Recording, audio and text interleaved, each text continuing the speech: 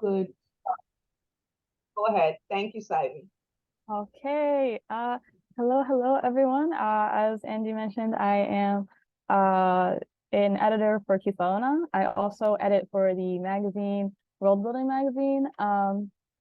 And before we get started, I just kind of wanted to get to know more about you all. So first, I just want to know, why are you here today? What were you interested in learning about today? What sparked your interest? Just curious. Zaivy, you might want to have to call on people because they will never volunteer. So let's start with Alex.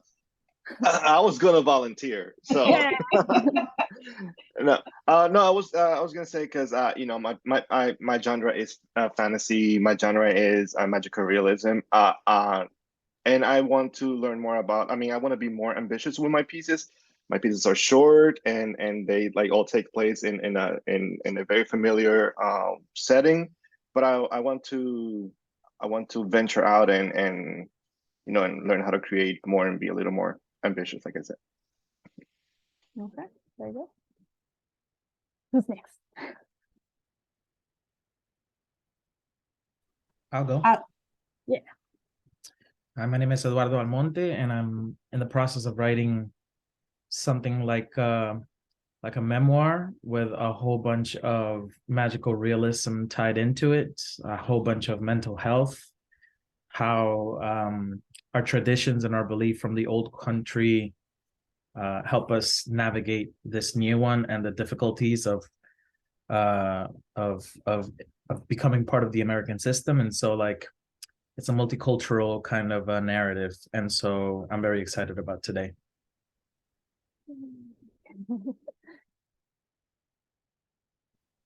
Good morning. My name is Gloria, and I'm doing a poetic memoir too. And it's really interesting. I'm a santera and I'm a spiritualist. So a lot of my writing is from dreams, which have that magical realism to them. And sometimes, you know, how to describe what happens, how to describe the stories my mom told me that deal with the spirit world. And so I'm interested to expand my skills and learn from you.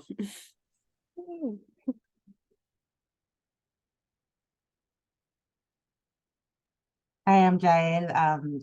Speculative fiction is not a genre that that I work in or I'm familiar with, so I am here just to kind of like expand and try something new. Welcome.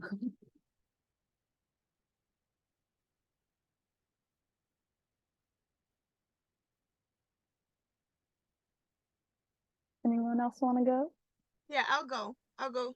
So I'm here because I'm in the middle of working with a middle grade novel that I'm resuscitating here. That's kind of more of an adventure novel, but it has a lot has to do with my family and family tree and place.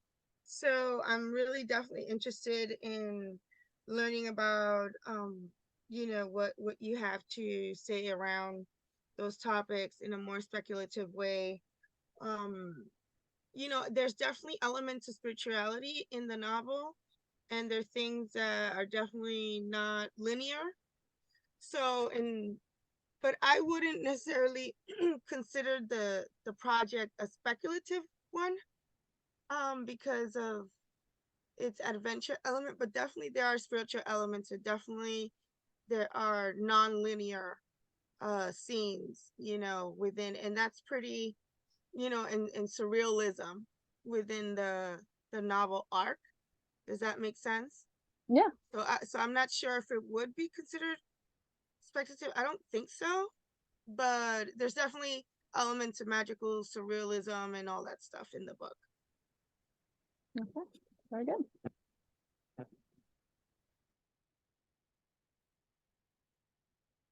Okay. Anyone else want to go before we move on?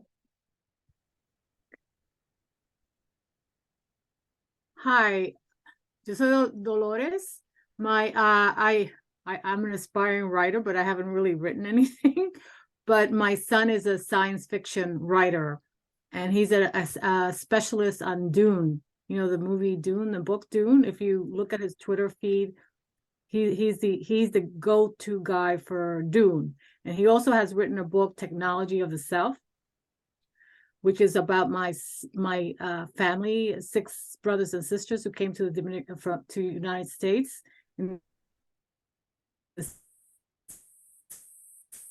Maria, please share your son's name in the Swam chat. across the Hudson. Please share your name, the name of your son in the chat, Maria, because I would like. Yeah, I did. I put his book there, Technologies of the Self. Yeah, but the name I'm finding when I Google is a philosopher who has the book. Yes, yes. He took it from that philosopher. But so you have. What's the book? So if your son wrote a book, what is his author's name? Harris A. Durrani. I put it on the chat. Harris A. Durrani, Technologies of the Self. Okay, Harris A. Durrani. Got it. Yeah, I could send you his link of his stuff. How do you find out about this workshop? Oh, I follow you guys all the time. I love what you're doing. Thank you so much. Thank you. Thank you for joining us today. And I hope you come back so that you could get more inspiration to write, because every Sunday it's a different genre, a different type of workshop, and it's just to get your writer's juices flowing. Yes. You know, and get you into the habit of writing within a community, because many of these spaces come back every Sunday and you build camaraderie and a support system to help you in your writer's journey. Okay, thank you. Okay, last call. Anyone else want to go?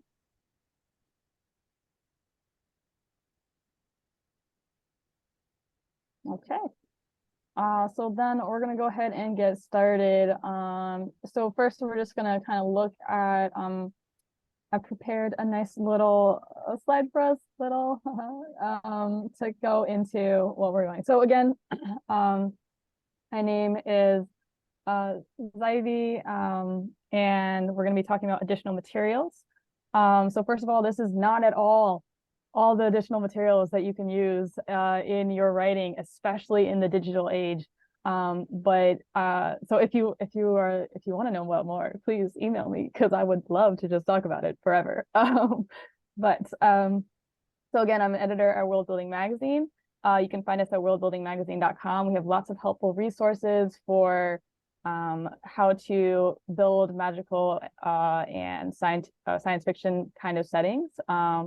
And really give a lot of depth to your worlds and to your storytelling. And just so you know, there will be spoilers. We'll be having spoilers for House of Leaves and The Brief Wondrous Life of Oscar Wilde. And just want to prepare you for that. Okay.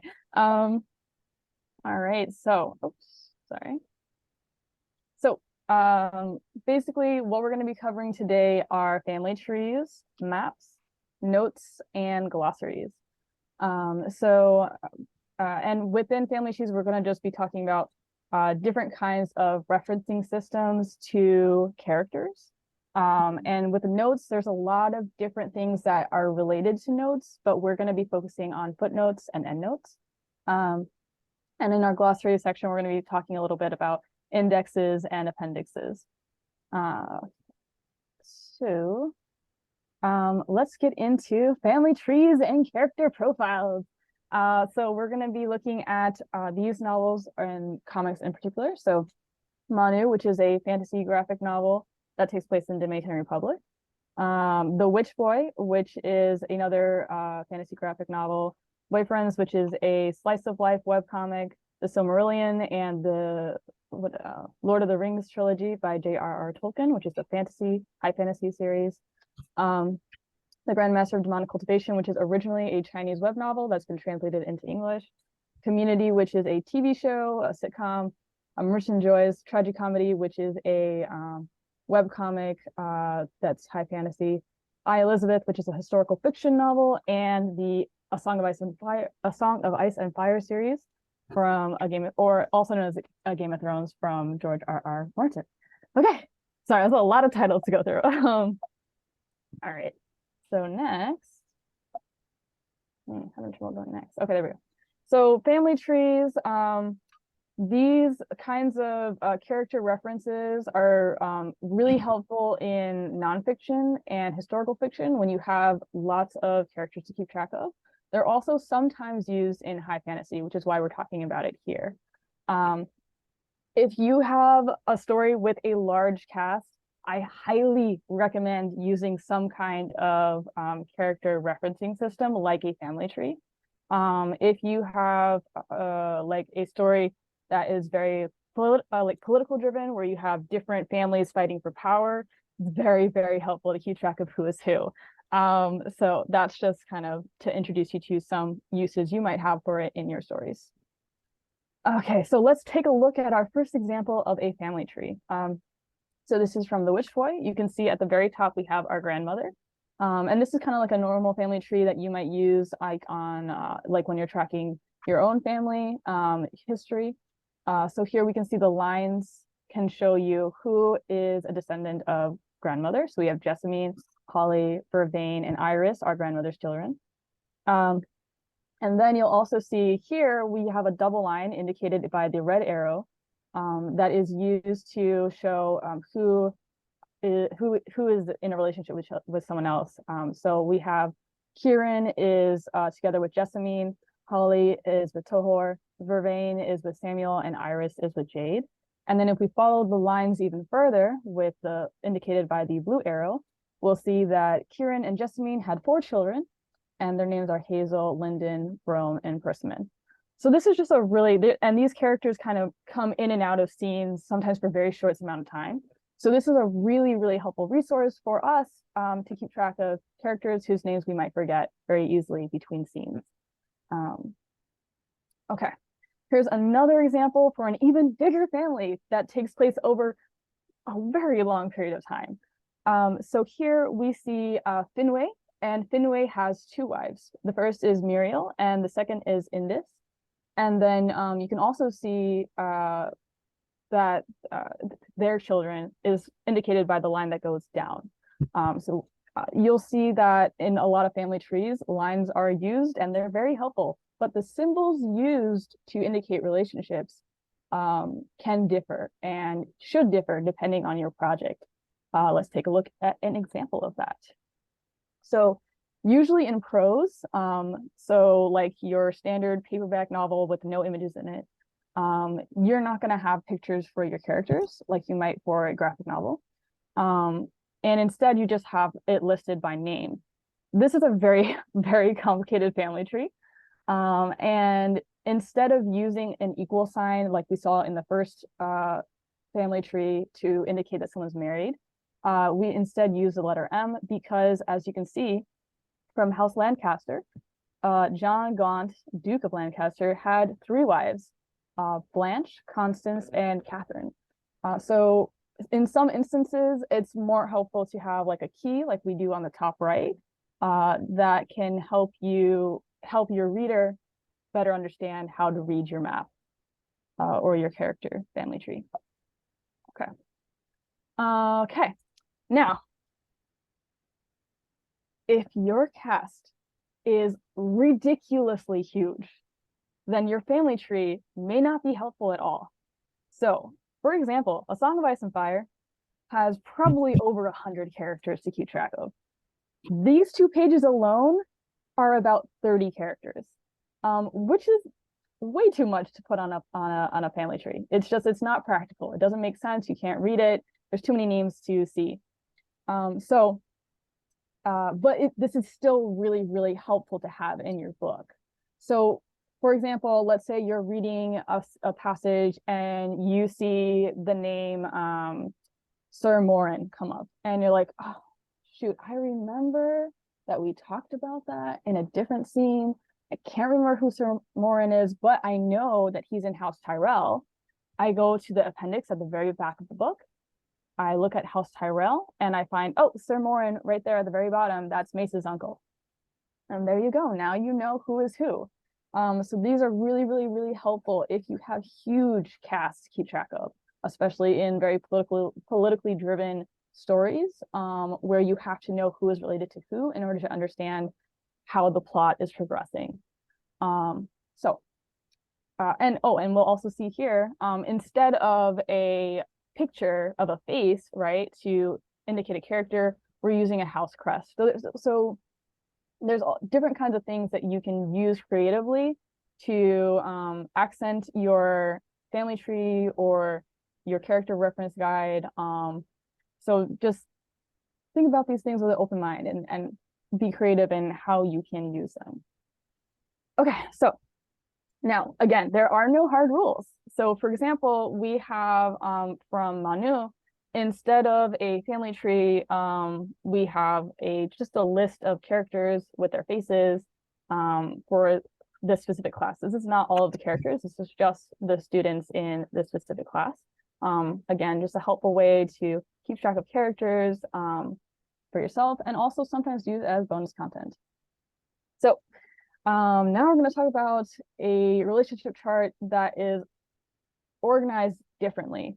So this is more commonly done by fans. If you're looking at Chinese dramas, you'll see this is more often done by the creator of a show. But this is a really good way to keep track of relationships when there are a lot of characters and they're very, very complicated relationships. So for example, when we look at Jeff Winger here, we can see that he's interested in Annie. He likes Britta, and he used to date Michelle.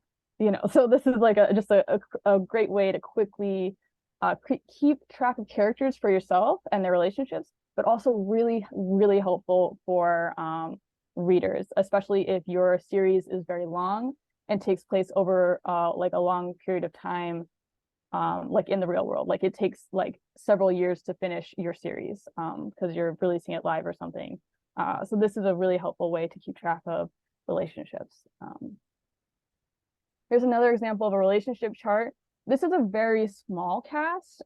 So this is a great exception to our uses of it. In this story, there's really only 8 characters. And we can see here on the left side, this is a unique relationship style. It's 4 people that are dating each other. So on the left side, you have these 4 people dating each other. On the right side is these 4 people really dating each other. And then you have the relationships between these characters as well that are indicated here. And so here, we don't really need a relationship chart to keep track of these relationships because, again, it's not that many characters. But we do like to use it here because it can be bonus content. So, for example, let's say that you are writing chapters every week, or you're publishing chapters every month. It can be really, really hard to keep up with content and also strategize for future chapters that haven't been released yet, future arcs that haven't been released yet. In these instances, you can create bonus content like relationship charts or character profiles in order to keep your audience engaged while also taking a small hiatus. It's like a secret, oh, I'm still doing this. Yeah, here, take this. It's very, very helpful in that way. So we can also see on the right side our character profiles. So these are used a lot in comics, in manga, in graphic novels, web comics. And these are basically quick reference guides for your characters. So if we look at the right side, we can see this is our character who's named Goth. She's 21 years old and she's an anthropology major. If we look at the rest of her things, we can kind of get a sense that she is a member of like an occult club. It just makes sense based off of her interests. Her supernatural sense is very high.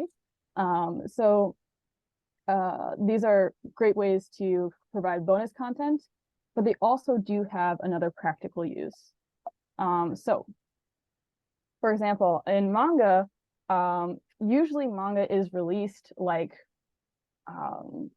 serially. You might have a new chapter every week, a new chapter every month. And so unlike when you are writing a trilogy where you have a year or several years between books, and it makes sense for your first chapter to like kind of subtly summarize what happened in the last book, it like narratively doesn't make sense to do so in manga.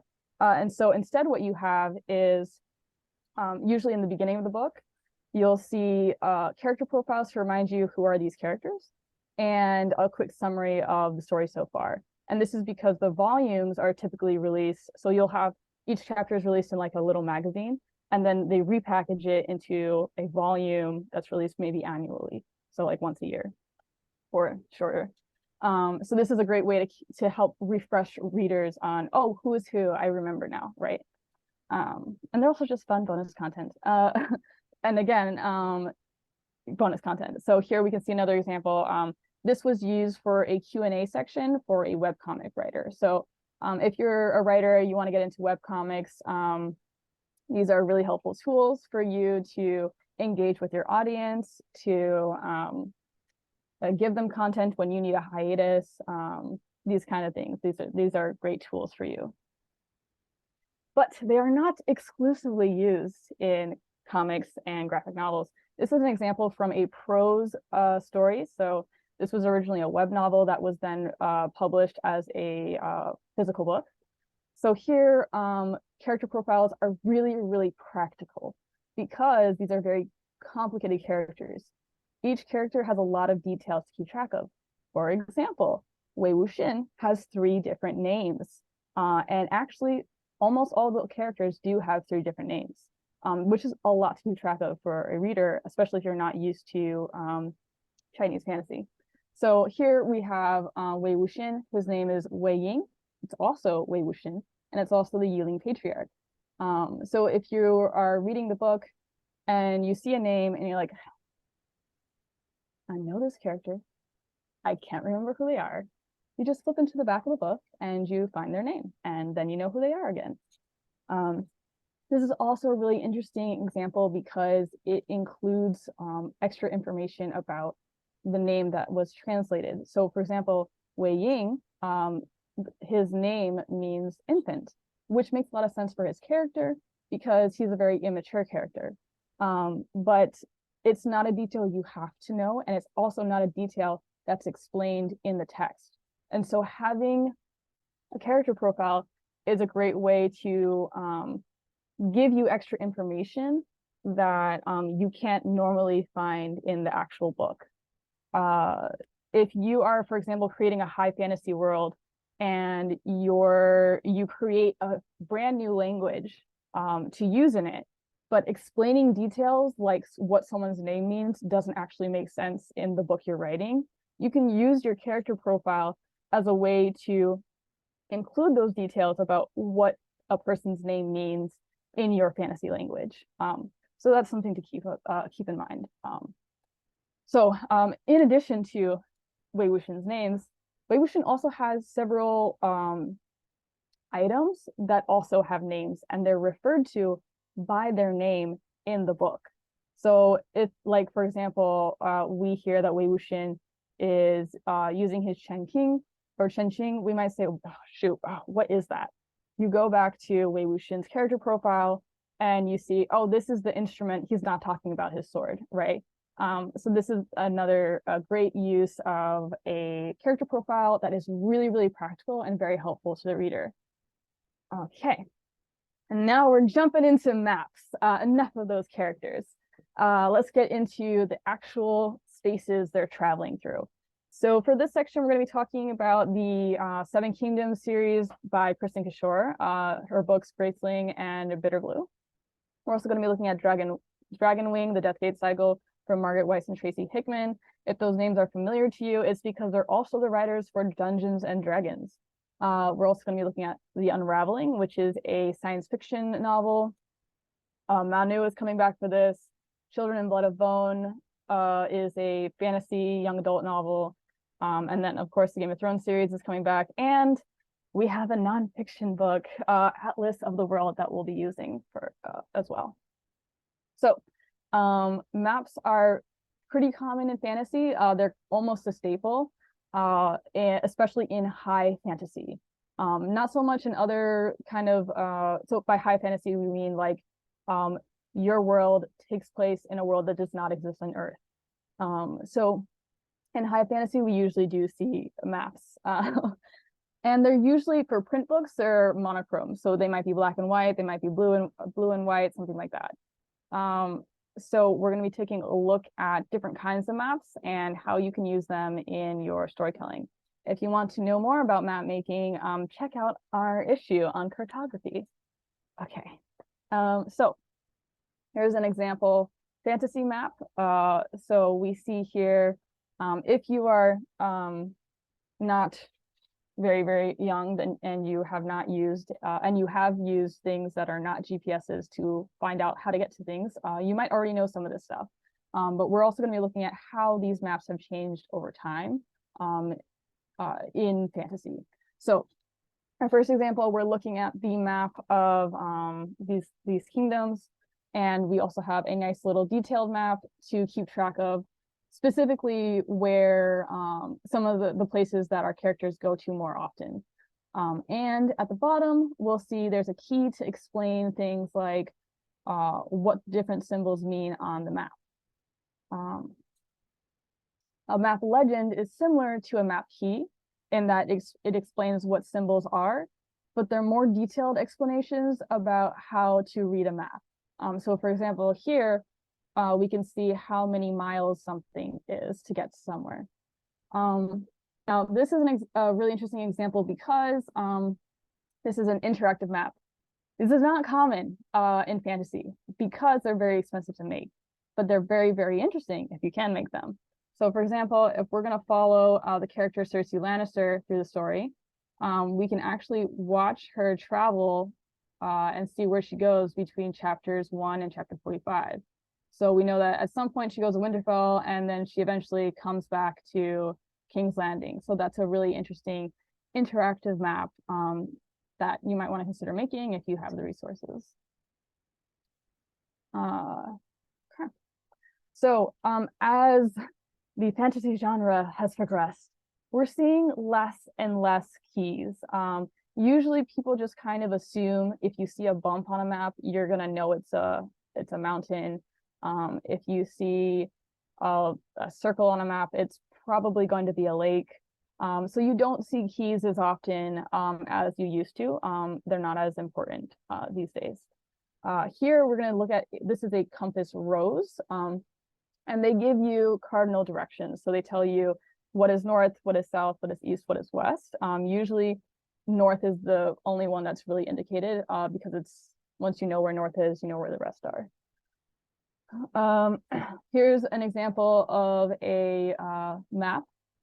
We have a very unique compass rose, and this is a very interesting example because usually your maps are going to be in the book in the first couple pages, but this example has the map on the end papers, so it's like against the cover.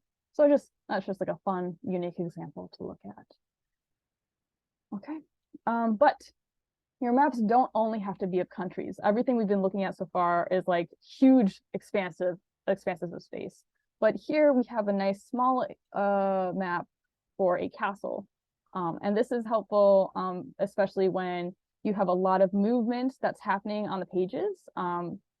So let's say, I know for me, this was very helpful. Like when I was reading this book, because she would be talking about someone going to the stables and they were originally somewhere else. And it just kind of, being able to look at a map helps me get a sense of how much time is passing between scenes, because I can like literally follow their journey to see where they're going. So maps are pretty helpful for readers to visualize where things are. And I would say as a writer, maps are also very helpful for you to get a sense of how much space people are traveling through, what kind of conditions they might be in after traveling a certain amount of space or distance, how much time you should expect to pass between scenes based on your maps. They're very helpful in that way, and kind of ground you in realism. So here we all can also see maps usually have your north being up, but this is an example of when your north is not up. So if we compared this map to the country map, we would know that we have to angle this differently in order to align it properly with the rest of the world that this belongs to. Okay. And of course, as always, you can break rules. So as we were looking at our previous maps, you might have noticed that all of them were completely from above. In this example, the map is angled, so we can kind of play around with how you present your map. And you'll also notice this doesn't have a key, this doesn't have a rose, but we still understand what we need to know about the space. So feel free to play around with your maps. There are no hard rules, especially in speculative fiction, which breaks rules all the time. Okay, now we're gonna get into orbital maps because they are very unique and pretty rare, but also very interesting if you can make them work. So here we're looking at our solar system. You can see this is a map not just of where things are, but how things move through time. So like, for example, if we look at Pluto, we can track the direction it moves through space and through time because it's moving. It's not static. It's not staying where it is. So let's look at some examples of that. You might expect orbital maps to exist only in science fiction because maybe you're in a spaceship and you need to know that a comet goes around the sun a certain direction. But actually, we have our first example from a fantasy novel. So this is from the Dragonwing Deathgate cycle. And you'll also notice on the left side, our cardinal rose or our compass rose is not north, south, east, west. It's actually aligned with the shape of a specific island because this space doesn't move through north, south, east, west the way that you would on Earth or a normal planet. So that is a really interesting way to communicate ideas about how space works in your world. So for example, we can see that the different islands on this planet or this, I don't even know if it's really a planet, but the different islands here orbit through space instead of being in a fixed place. And if you compare the left map to the right map, you'll also realize this is only a small part of the world. It's the middle part of the world. And in fact, if you go past the two barriers, there are two other sections of the world that exist. So this is a really interesting way of looking at how you can create maps that are completely different to your regular flat map of a landscape. So, and it's very helpful for understanding where characters are and how things are moving, especially when you have like spaceships or like that kind of stuff. Here's another orbital map. This one focuses more on time. So if we look at Fifth World and Earth, we'll see that how Earth is traveling based on its relationship to the sun. So as years and years and years go by, the gravity between Earth and the sun weakens and their orbit goes out and out and out and out. And so when we're almost at 400,000 years, we can see that Fifth World is a lot farther from Earth than it was when we are alive. So that's a really interesting example of using maps to tell time and not just space. Okay, now we're getting to my favorite part, which is footnotes and endnotes. We're going to be talking about a lot of different books, but just for our little introduction, we're going to be looking at the book and Dragonwing. The book is a book about basically different parts of books, the history of books, and all kinds of. If you're a book nerd, it's great. But yeah, so let's get into what are footnotes and endnotes. So note systems are usually used in nonfiction. It's very rarely seen in speculative fiction. Usually, you use notes to give extra information about your text that you don't actually need to know. So for example, if you want to say, hey, I didn't make any of this up. This is from a book. I read this somewhere else, and that's why I'm talking about it here. I'm not a liar, I swear. You would put that in the footnotes or the endnotes to show the name of the book that you got it from. If you have like just a little bit of interesting information to add to a part of the book that isn't actually important to understand it, you might also put that in a footnote instead of the actual text. So usually your footnote is going to be at the bottom of the page, and your end note is going to be at the end of the chapter or the end of the book. And again, very important, your biggest rule is that the information you put in the end notes and the footnotes cannot be important to understanding the overall text. And of course, we're in speculative fiction, so we're going to break that rule. Okay, so our first example is a very traditional use of footnotes. We're going to look at the top, we'll see a sentence that reads, all noble paths are elixmen. And we have a little bit more information about this if we look at the bottom. And we'll see that this word actually means elf in Elven. And also that we're mispronouncing the word. It's actually pronounced elichmen. And that's a great use of footnotes because it helps add flavor to your world without needing to have way too much explanation in the actual writing. Okay. So again, footnotes are at the bottom of the page. This is an example of a footnote. It's at the bottom of the page. And endnotes are at the end of the book. There are lots of other different kinds of things related to footnotes and endnotes, such as in-text citations and your bibliography. But we're not going to get into that here. Feel free to talk to me about it after.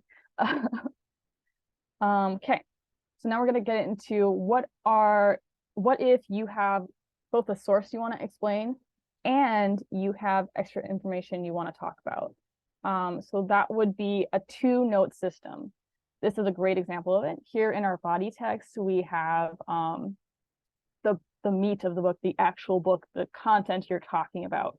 And we can find in our endnote, it's numbered with a 1. And so we know that at the end of the book, we'll be able to read more about, or read who gave us this information. And then we have our footnote at the bottom, which uses stars, asterisks, which is just giving us a little bit extra information. Okay, so in speculative fiction, usually footnotes and endnotes are not extra information you can ignore. Instead, they're used as double narratives, so a way to tell two different stories within your book. It's really, really fun to play with. All kinds of rules can be broken. It's great. I love it so much. So let's get into footnotes. So here, this is from the Brief Wondrous Life of Oscar Wilde. We have on the top section is the actual book or the main story. So this is on all of these books are going to be broken up into two stories. So the original story, the main story, what the whole text is about is Oscar, his family, and his relationship with his family. And then in the footnotes, we're getting a look at Dominican history. And this Dominican history helps us understand the generational trauma that exists in Oscar's family that we might not have understood to the same depth if we didn't read the footnotes.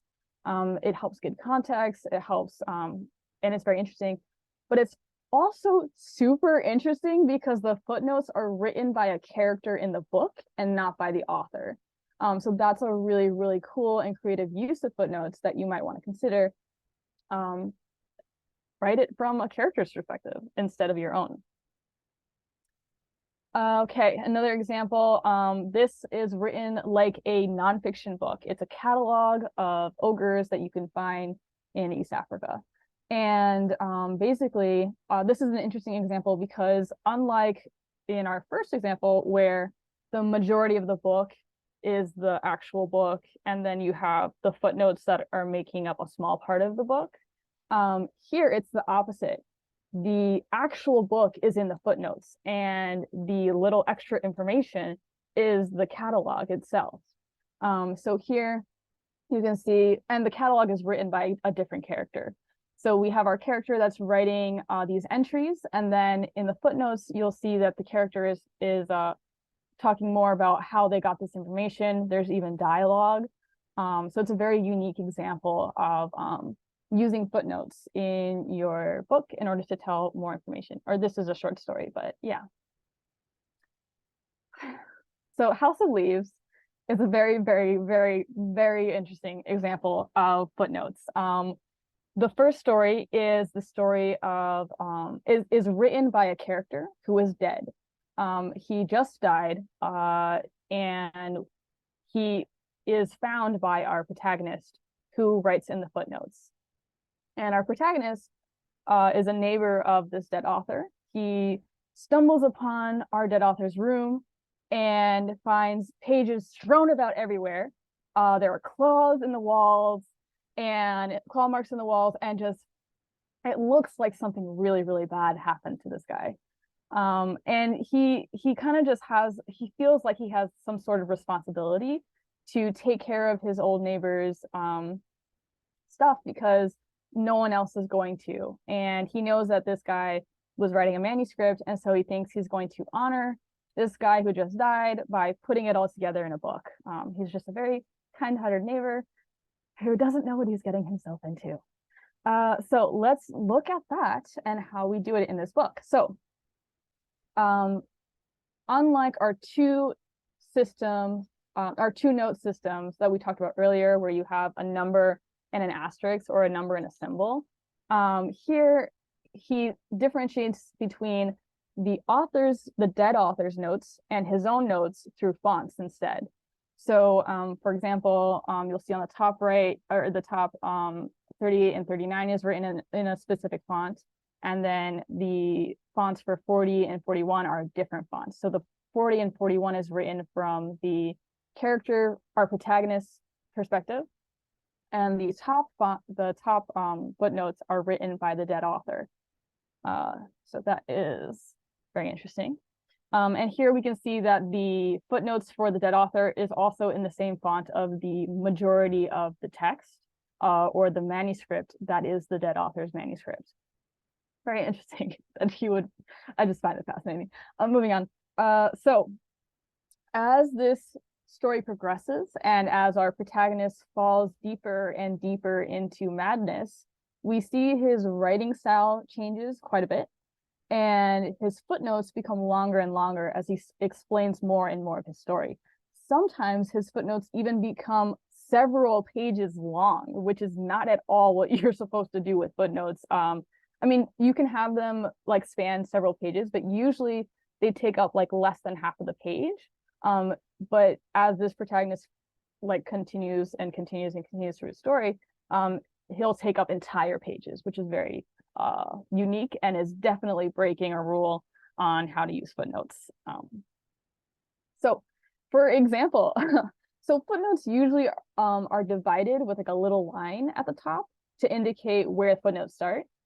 Here you can see that this entire page is footnotes. Very, very unique. You'll also see that some of the words are upside down, are sideways, are cut off. And this is kind of to emphasize how the kind of descent into madness that our characters are going through, and how it's affecting the way they interact with the world. So this is a really, really, really creative and interesting use of footnotes to tell more of a story in like a different way. Anyway, so next we're going to be talking about the unraveling. So this is we're looking at their appendix, which is so large that they have a table of contents. It's very, very fun. If you like knowing lots of unnecessary information, that is just beautiful. That helps you understand the world better. Like me, I love that stuff. So we're going to be looking specifically at the appendix item, the ages. So here we have basically kind of like an explanation of different periods of time in our novel. So here we'll have the age of famine and plague, and then an explanation of what that age was. And we'll also see that there are footnotes in our ages, and we can realize that these footnotes are not written by the author. They're actually written by a character in the story. And through the footnotes, we can get a sense of the character's personality. Like, for example, in 3, you can see the character saying, I had, by contrast, nothing to do with this. A little bit cheeky. So this is a fun way to kind of have characters express themselves in a unique way. And also just kind of add more flavor to like kind of dry sections of books. So now we're going to talk about endnotes. First, I just want to let you know that these are not actually real endnotes. A real endnote would have a note indicated on a line or a word with either a number or a symbol. But that's not really why we're talking about these. We're talking about these because they're very creative uses of notes that occur at the end of a story. And we want to be able to show how that works here. So for example, here we have 2 stories that are being told. One is from the perspective of a historian in a world that does not exist on Earth. It's a fantasy setting. And he's explaining a piece of history that has been completely misunderstood for a very long time. It's actually a really, really interesting, I like it. Anyway, then we have, and that is written by that historian. So it's a character in the book that is writing a historical piece of history. Then we have the endnote, which introduces a brand new character that is talking to our historian. And this is really interestingly done because it very much complements the entire point of the book, in that even the way that this historian is reviewing history, they have blind spots that they're not considering. And so this other character is like, hey, by the way, did you think about this? Like, so this is a really fun way to kind of introduce new perspectives, to get your point across through different characters. So yeah. Magnus Archives, this is a podcast. It's a very interesting collection of short stories. Each short story takes place in this setting where something happens that cannot be explained by science. And it's just a collection of people who are submitting their stories to an archivist who keeps track of all these different things. And so it's really, it feels like it's just independent stories, different short stories that are happening. However, the second narrative is that the archivist is a character in the story who reviews the submission and investigates it. And this is kind of in the format of an endnote. It's at the end of each episode. He kind of adds like a very short bit of information. So it feels like an endnote. You know, it's not really an endnote, but it feels like one. That's why it's being brought in here. And basically he'll go in and he'll say, so I looked at the names that were mentioned in this submission, and I found the police report that was submitted for this, and this was true, but this was not true. And through our archivist, we start to realize that these short stories are actually part of a larger story that takes place over seasons. So this is a really interesting way to introduce 2 different kinds of stories, one that happens in short stories and one that happens that spans all of the stories. So it's just fun. It's great. I love it. Okay, so now we're going to be talking about glossaries. And we're going to be looking at some interesting examples of how glossaries can be flexible in fantasy and science fiction, but they're not so much in nonfiction. So first, we're going to start off with like a normal example of a glossary. So here we can see that we have a list of terms that are used in the book that readers may not be familiar with from the get-go. And it's listed in alphabetical order. There is a definition, and sometimes there are examples that are used for your glossary. Glossaries are very helpful if you're reading something and you are like, oh, okay, I know this word was explained a chapter ago. I don't remember what it means. You go to your glossary and you can get back into reading once you remember what it is. So let's look at our first example of fantasy glossary.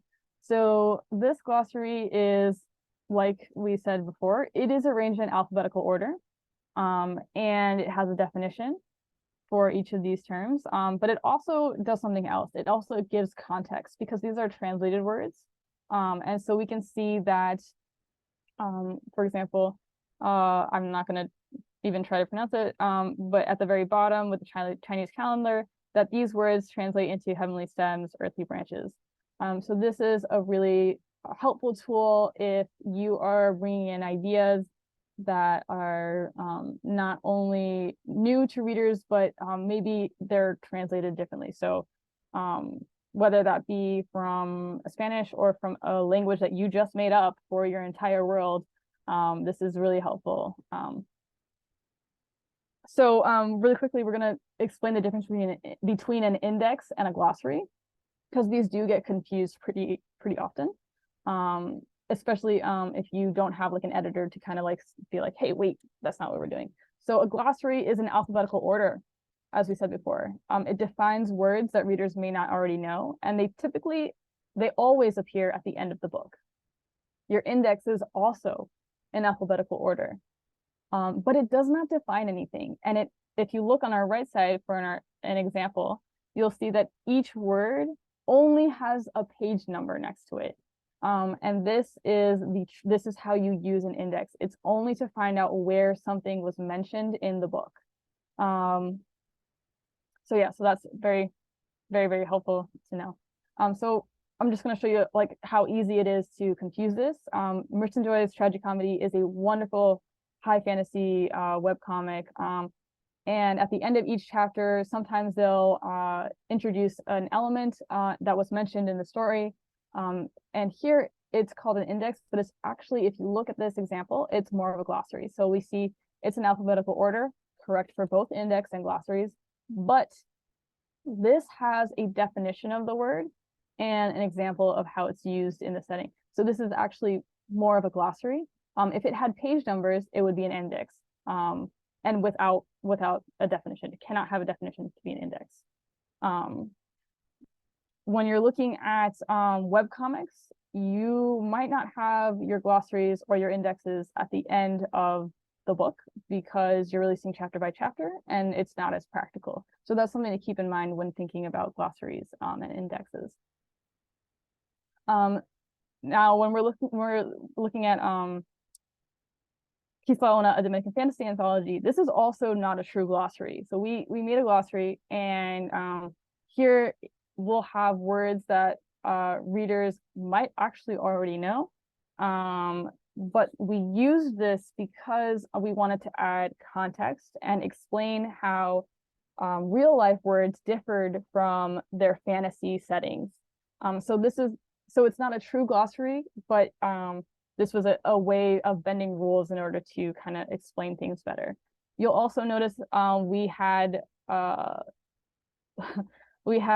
explanations of where to find these words, but they're not marked by page numbers, so it's also not an index. So this is like a really interesting example of kind of being more flexible with what are the rules of a glossary and matching it to our needs.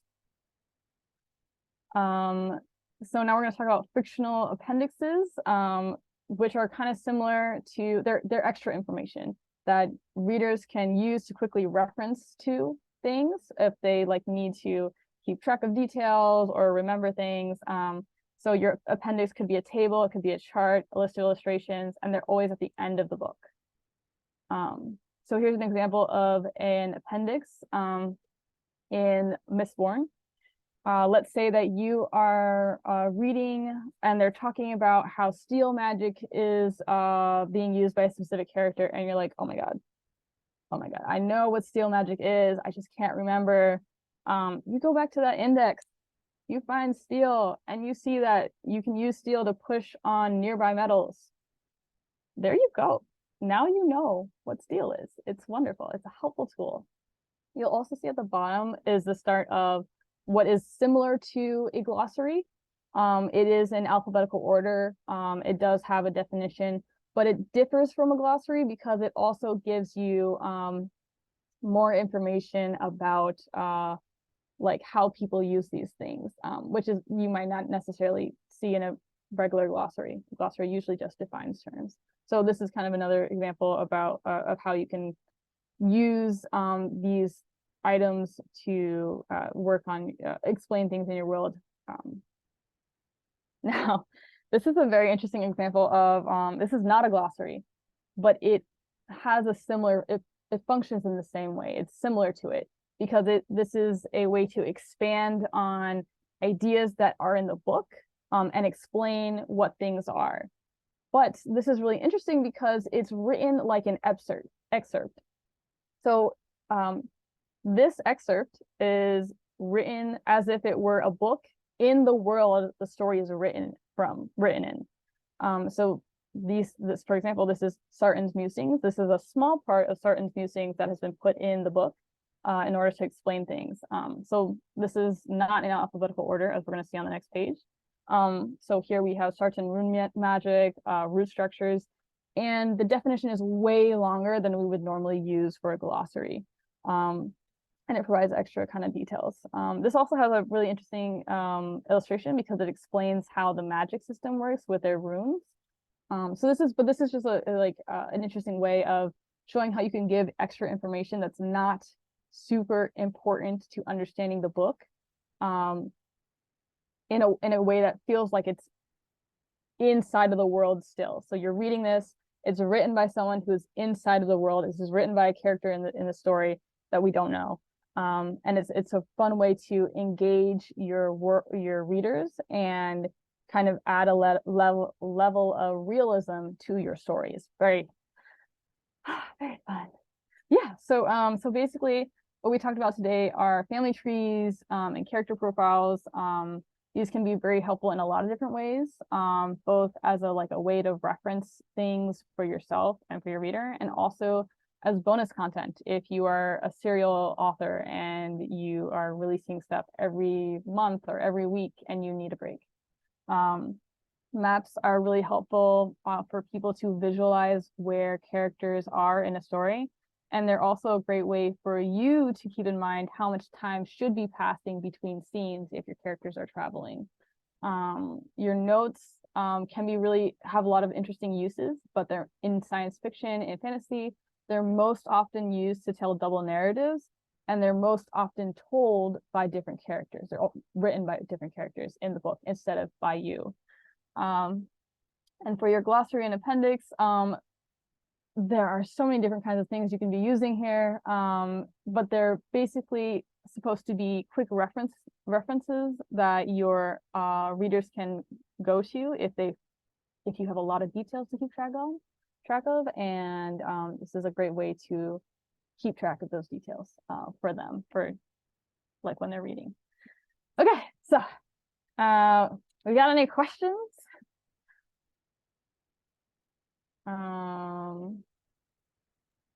I have many questions just because I'm overloaded with info. Oh, no. Is there a way that we can get a copy of this deck? It's just a whole lot of yeah. Because I'm trying to write as fast as you're saying stuff, and I'm like, oh my God, she goes, it's so fast.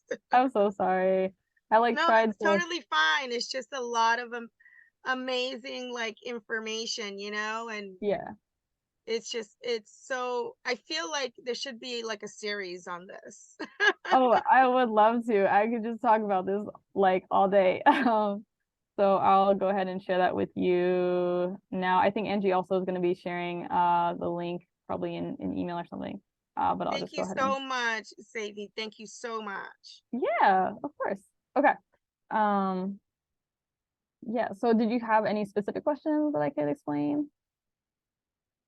The thing about the creation of the world, how does one go about that in terms of for me, who's a newbie, and I know a few people said that they're just starting to write here too, so maybe this question could be helpful. So how, if you're in the middle of creating a world, right?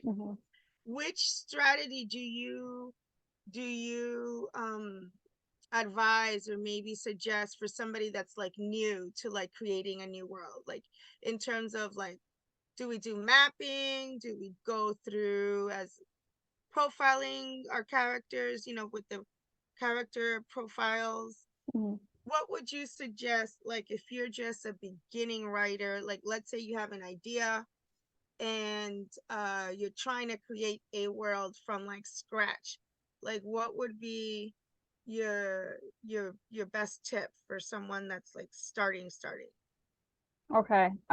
So unfortunately there is no one way to create a world. my best advice to you is to start with your interests and your needs. So if you are, if you know that you're getting ideas for a world, then I would start with building the world. But if you are writing a story and your story comes to you before your world does, then I would focus on what do you need to know about your world in order to understand your story. So for example, let's say that I'm writing a story about two people and they're going to be on a boat and they're going to have to fly to space for some reason. The research I would do for my world is probably going to be on what are ships made of, how navigation works, what are differences between navigation on water versus navigation on space. These kind of like questions of that can add a lot of detail and depth to your worlds, and kind of engage readers.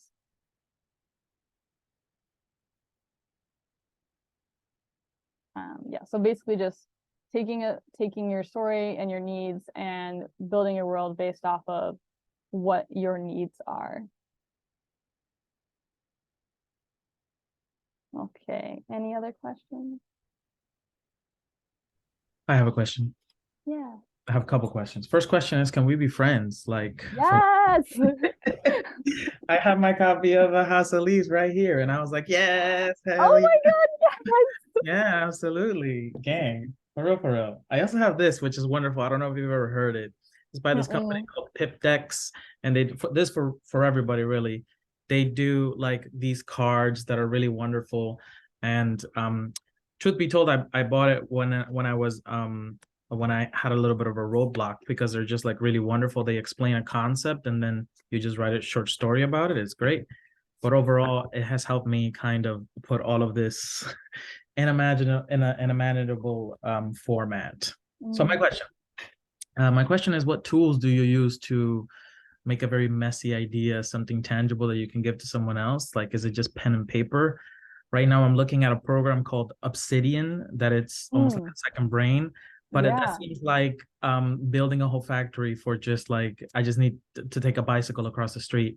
And I want to know from clearly people who are out there and doing it, what do they do? How do you go about, let's say you were world building right now, how would you go about jotting it down? Yeah, that's a great question. People have different methods. I know one author that I work with right now uses Obsidian and actually explains she has a newsletter where she explains how she built her world through Obsidian. Obsidian is a great tool because it has like dual links, so you can always click on something and go back and forth without having to do the extra information of adding a link on both ends. And it's just very, very flexible software. You kind of have to understand a lot in order to get a full use of it. But that's a great way of building your world, because you can keep track of research, your notes, you can write in it, and you can keep track of characters through links that you use in Obsidian. It's a very, very helpful tool. Some people will use tools like Campfire is one of these tools. They have a lot of like preset stuff where you can build, like they'll have sections specifically for like timelines, how to build a timeline. They'll have sections for creating maps. They'll have sections for what your species will look like. Or like it's just, they have a lot of stuff that you can break into, which is very helpful. There's another website that does it as well, World Anvil. This is kind of the OG in that sense. They've been doing it for a long time, and a lot of people will publish their worlds onto World Anvil just because it's a really helpful resource for keeping ideas all in the same place. Personally, that is a lot of details to keep track of, and what I end up doing is I create a Word document and I separate it, or a Google Docs document, and I separate it into different things. So I have my outline, then I have my arc outline, and then I have my world research, and then I have my characters. And I have like huge casts of characters. So for my world, I'll have like a highlighting system to keep track of what is research, what are questions I need to explore, and what are things that have been invented for the world.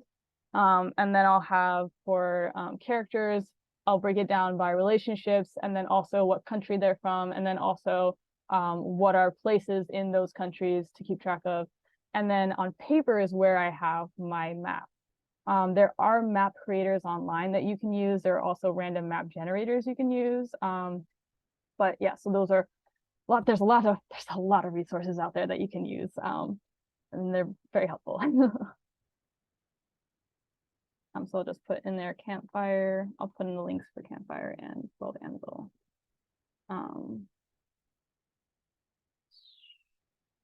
Campfire Blaze.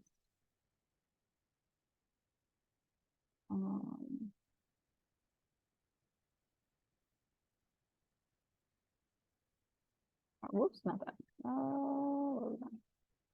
Campfire Blaze and World Anvil.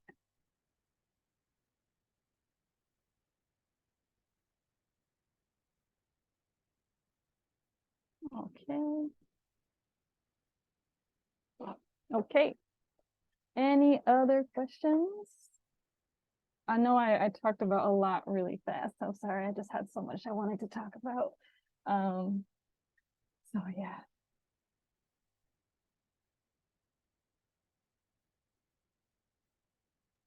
I'm curious about your process, your personal process. Like, what comes to you first, the world or the story? I wish I could say it's simple, but it really depends on the world. So I had one world where I started off with an idea of like these characters that had a magical ring, which everyone says, oh, it's Lord of the Rings. But and that's kind of where I started with that story, and then the world built out of that. At the time, I was also I was studying geology. And so when I was creating the world, that really influenced the way that I made my magic system, because it just made it so that the way that I built magic was inspired by the way that the rocks formed in my world. And so that was kind of my process for that, was like research and learning and inspiration from my outside environment, and then having a story that needed to have things that influence these characters. So their world influences their relationship with each other and with everything else. So that was kind of like the process for that story. I had another story that I'm actually working on right now, and that world is also kind of influenced by the characters, but I focused more on creating the world before I started working on the actual story, which the first chapter I've rewritten like 5 times, just because it's just every time I understand more about my world, I start changing the way that I write these characters, because there becomes cultural influences into their motivations. There's political reasons related to the values of a specific country versus a different one, and how like the immigration process affects generations and values and that kind of stuff. And that's kind of like a way for your world building to come before the story and then influence the way the story progresses. So yeah. Sorry, it's not an even, so it should be a simple answer, but it's not.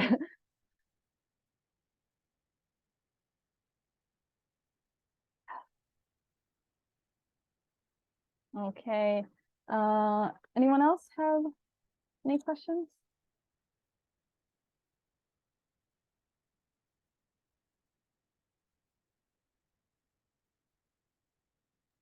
Have you ever found yourself changing the world just because you came to a point in your story? Like, for example, I'm thinking about myself. I'm like, my character needs to get to this point, but it's way too far and it cannot be away for that long. So should I bring this part of the map closer to my character, or should just, you know what I mean? Like, have you ever Yeah. found yourself doing that? Like cheating? Yeah. Yeah, no, I mean, I had like a specific like technique that was kind of like a staple for a character based off of like the way that they develop sewing skills over a period of time. And the clothing is used as an indicator of ages. Depending on the order that you read the story depends on whether or not it's told in chronological order or out of order. And so clothing is used as a way to indicate time. And so while I was writing the story, I started to realize that I had to rewrite or recreate styles in order to differentiate this better. And in order to be able to make certain clues stronger for the reader. So, you know, you have to, you just gotta like adapt your world. They're flexible, they're mold, you know, you just not mold, you're molding them, right? So it's okay to like change your world to adapt your story, or to adapt your story to change your world to your world. It's just whatever is going to strengthen the narrative overall is what you're focusing on.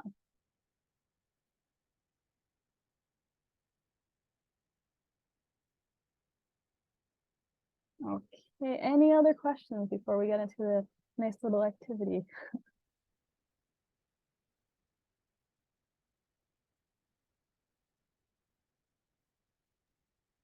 Yeah, we might want to get into the writing. It's 12:22. Okay. All right, so let's get into Zaivy, yeah. you're more than welcome to keep going. Let folks know if they gotta go, it's okay. They could ask us for the video later. And I think Zaivy shared the deck in the chat. But you guys are more than welcome to stay. Zaivy has some wonderful prompts prepared for you. So let's get into those. Yeah, so these questions are arranged for whether or not you have a story already. So if you have a fictional setting, I want you to try to make a map to help you visualize where characters are going in your story. If you have a lot of characters in a story you're already writing, try organizing the characters by either making a relationship chart or a family tree. And if you don't have a story with a large cast, or you don't have a story where characters are moving from place to place quite a bit, I want you to try creating a short story that is a double narrative. The key being that you have the main story and then the footnotes or the endnotes written by a character in that story. So any questions about those prompts? I kind of went through them kind of quickly.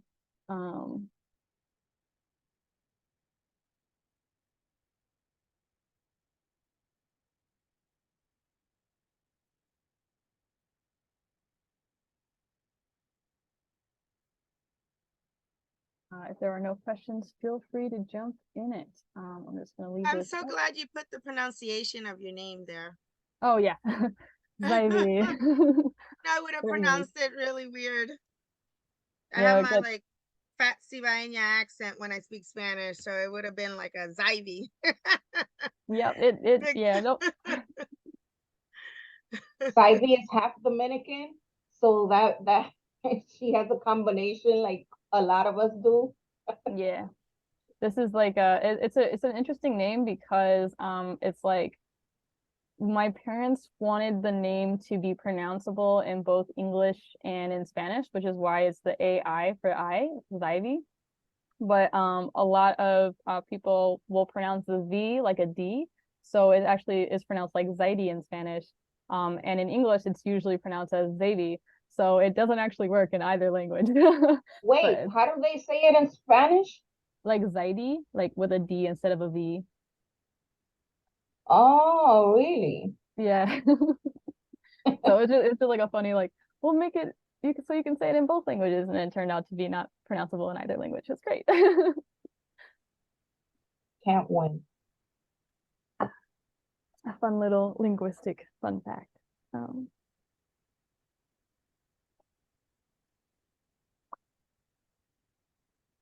By the way, guys, Zaivy does editing work as well. So you ever writing a story that includes world building, you can always reach out to her and pay her for her service. So we'll say very booked right now, but should be having more time in the future. I'm just very booked right now, but feel free to reach out anyway. Thank you. Yeah, of course.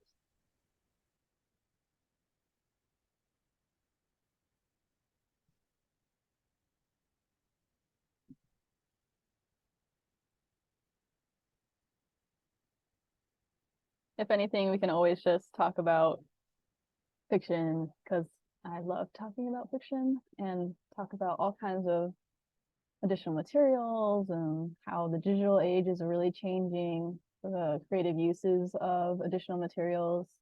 Like you can get web novels that play music now, which is really cool. So that's kind of fun. You know, I always when I discuss things about futuristic, I like history. So I like to I like to see more writing that incorporates the historical, but into the present or the future, so people can understand history a little bit better. Yeah. Because sometimes facts you can't make up. It's much more bizarre than things that are made up. Yeah. Sometimes. Yeah, definitely. I think some of the best ways to kind of look for new and creative ways to do things is to actually look at what has already happened in our past, because there's really like weird and fascinating stuff that you can learn from your past that is just fun to work with. Thank you to you both for coming. Thank you.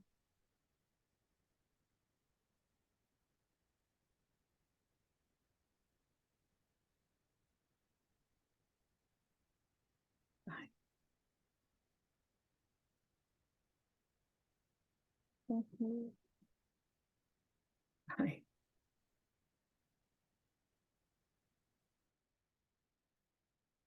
Bye-bye.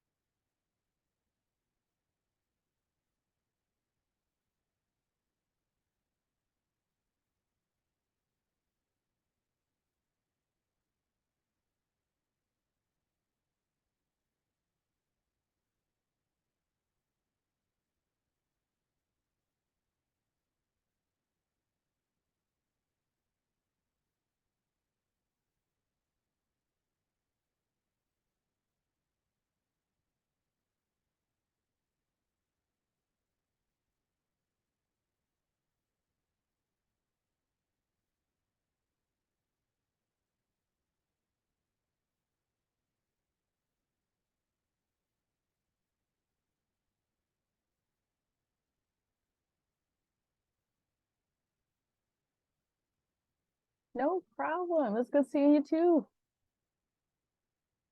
I would love to. If people are interested, I could definitely do that. So the question is, are you going to have a second part to this? Definitely could. I have so much to talk about. So yeah. So if you're interested, yeah.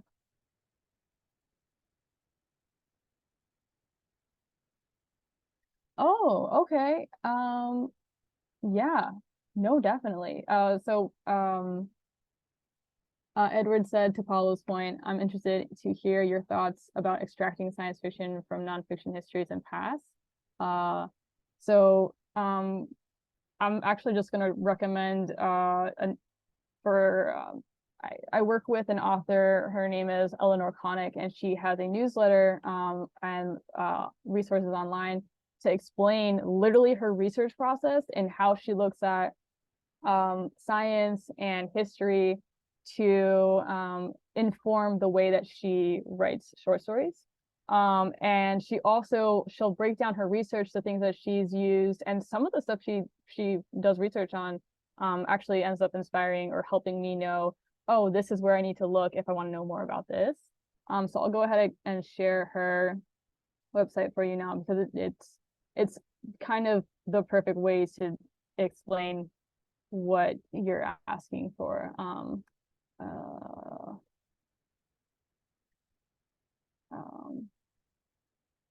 Yeah, so this is her website. And I think her newsletter about her research is free. I think it's only the short stories that are, there's like some of them that are paid, but like the research stuff is free and very helpful. I'll go back here.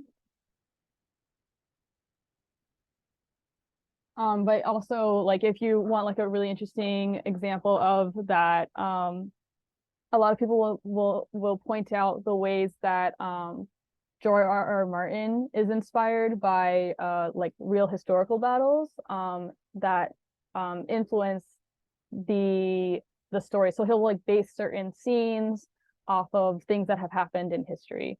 And it's just, I personally, I really love to use science fiction and fantasy as a tool to explore systems and events that have happened in a brand new context.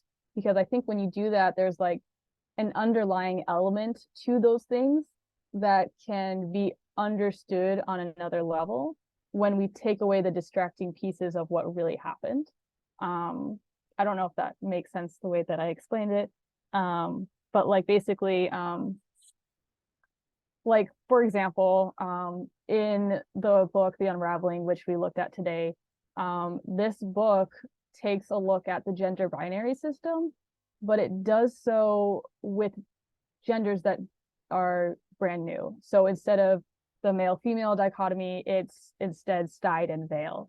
And it looks at gender binary with when you describe it in different contexts. So being a stide versus being a veil is like more about forcing people into either everyone in one group wears all white and they're logic driven and they're like not really interested in sex. They're like a higher being that doesn't need that kind of stuff. And then there's like the other group of people who are they're expected to be emotional and to get into fights, and like they have like spaces to have like formal fights, and they're very colorful in their clothing. And this is a really interesting way to look at gender binary without the gender binary system, without the kind of extra baggage that comes from male-female dichotomies in our current world today. It's just very fun.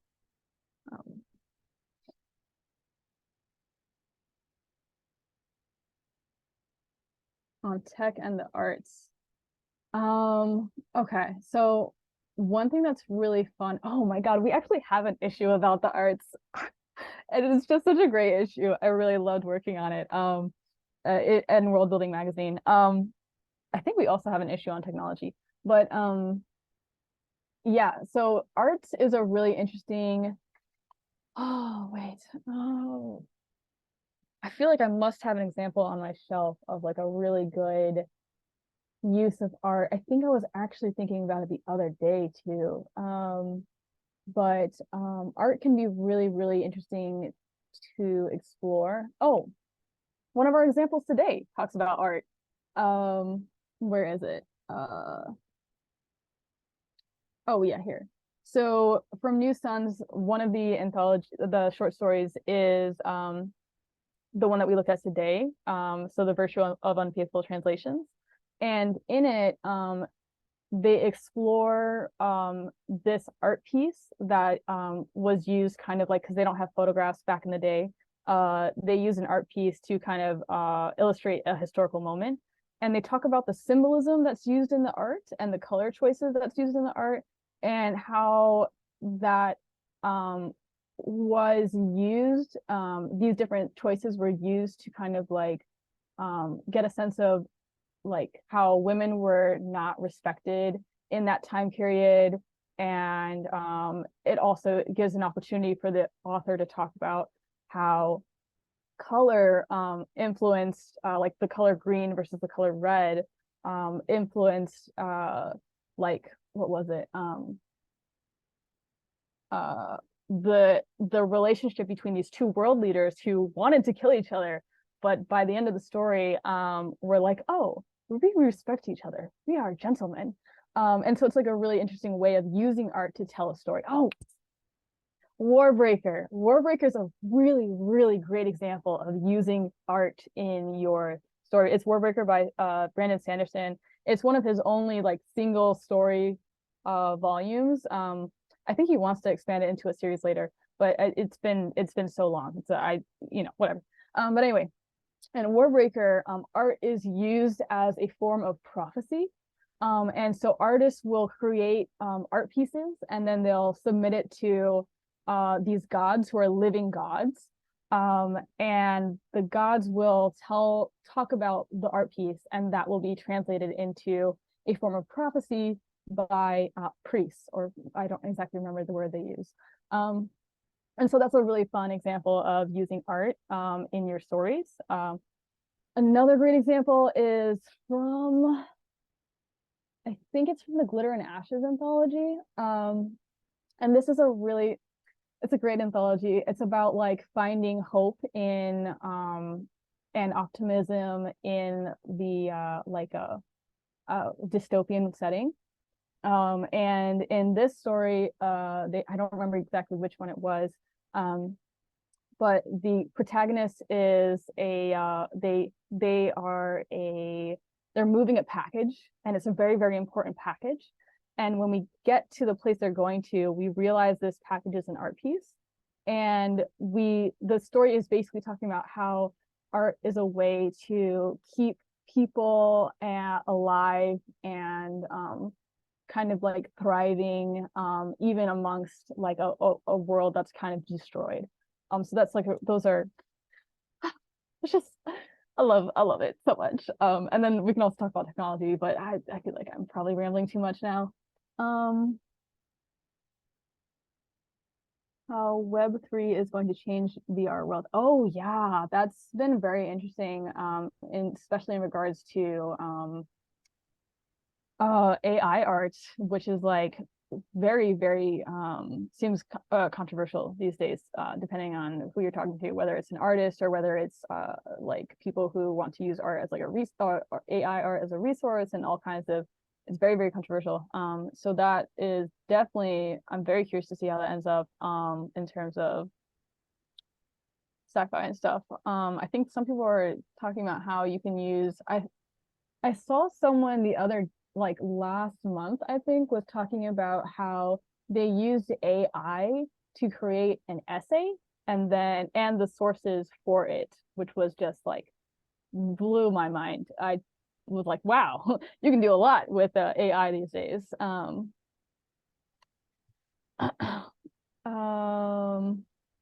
Okay. Yeah. Oh wow, that would be really cool. Yeah, I'd love to do a writer's retreat. Oh man, we could like organize with a whole bunch of really fun and interesting people. Yeah, that would be really cool. Are there any other? For those of you who don't know, Clarion West has a residency for exactly teaching what Zaivy is talking about. Yes, so if you haven't looked into that and you haven't applied, go on the website and go take the workshop.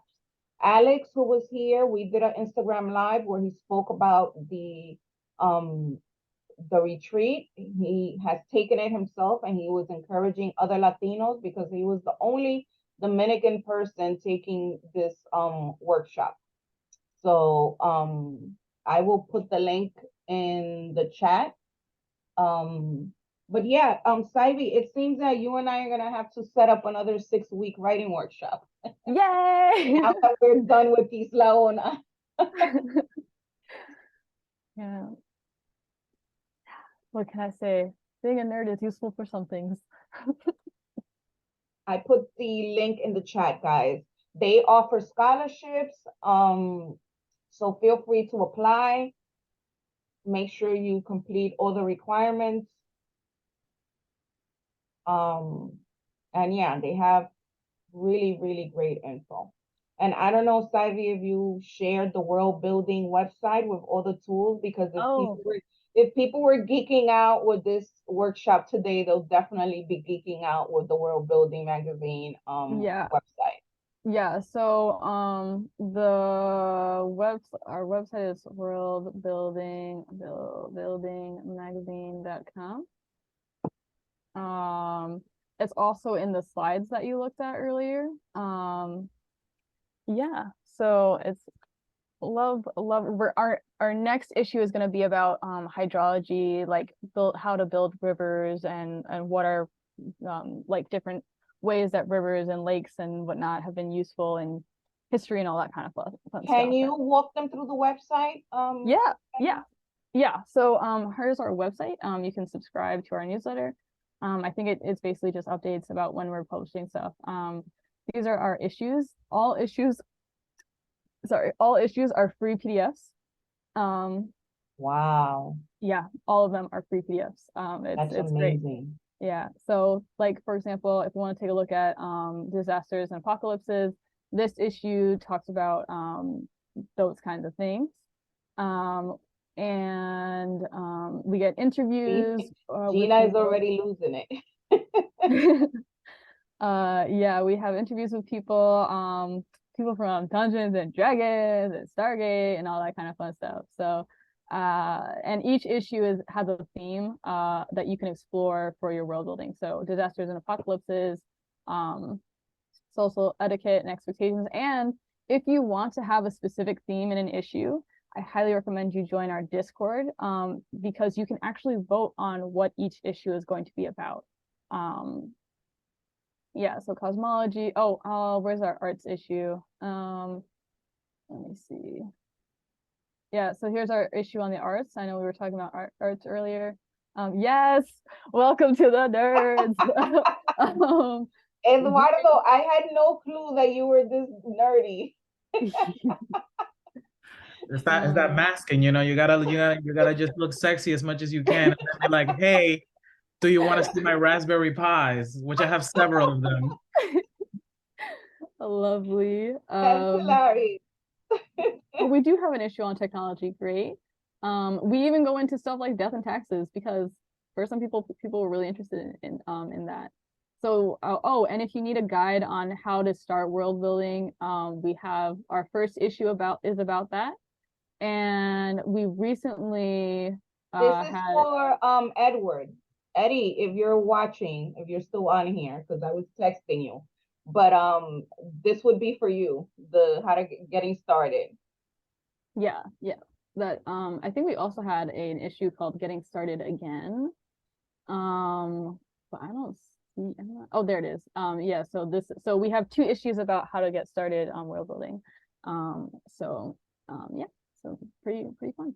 And we also have a podcast. So if you are more of an audio person, you can check out our podcast. It's the direction is a little bit different, but it's just people talking about and nerding about all kinds of fun fantasy and science fiction stuff. And actually, Zaivy, you need to be on a podcast. Well, I'm on a few of these. Angie's actually also been on one of our episodes. If you want to, I was not geeking out. I was just talking about our work.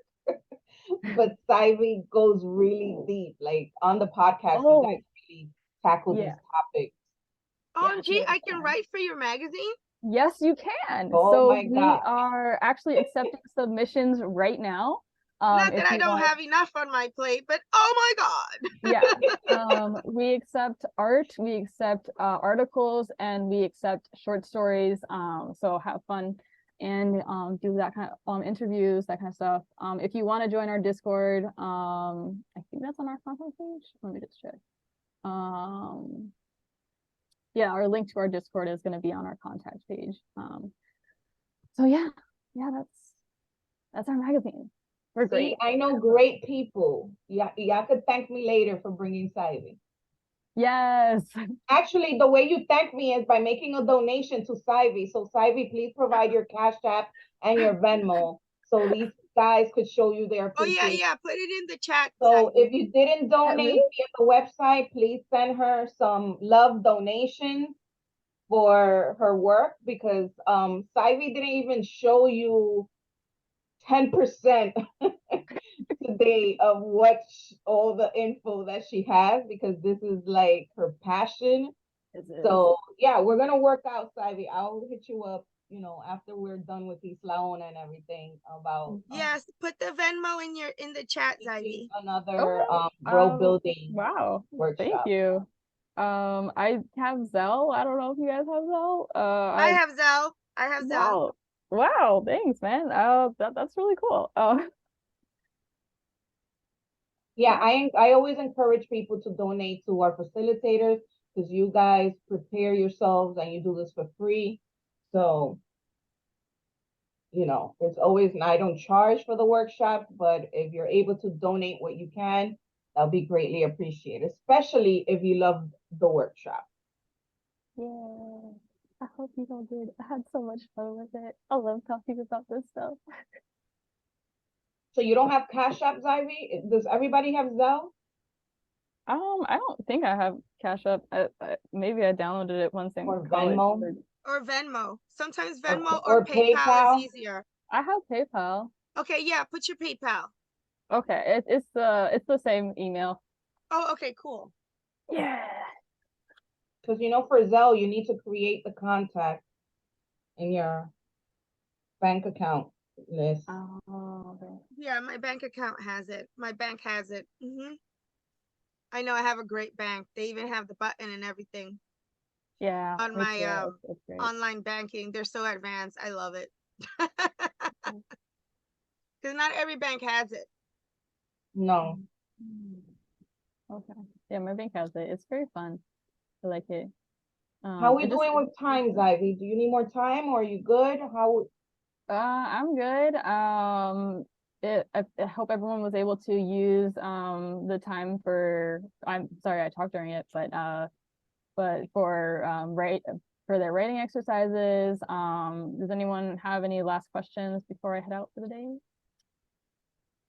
Make sure you take down Zaivy's email. Zaivy, if I don't know if you're comfortable sharing your Instagram account. It's on private. Yeah, but Well, yeah. you need an Instagram account to share all your world building knowledge.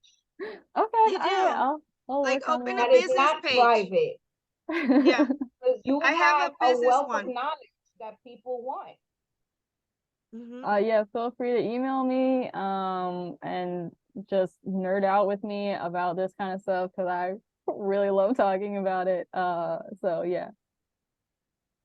Oh, we're gonna nerd out. Yes. We're gonna nerd out. All right, I'm gonna stop recording.